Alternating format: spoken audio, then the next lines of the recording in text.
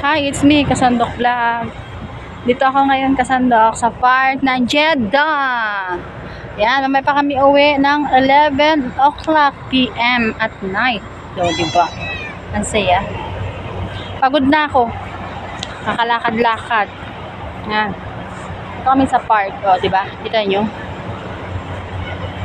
Kaya tumingin na lang kayo. Nakakapagod pero wala tayong magawa. Ganyan talaga ang OFW. Pag OFW ka, lahat gagawin mo kahit pagod ka. Go! Hindi ka mapapagod. Gawa na, syempre, trabaho. Kung mayroon ba naman sa Pinas, sana hindi tayo naghihirap ng ganito. Hindi na nag-abroad ang mga Pilipino. Lalo-lalo ni mga kababaihan, dapat hindi na nag-abroad. Nasa bahay na lang dapat. Diba? Eh kaso wala eh. Bagong Pilipinas, wala. Bagsak ang Pilipinas. Minsan hindi naman yumaman ang Pilipinas.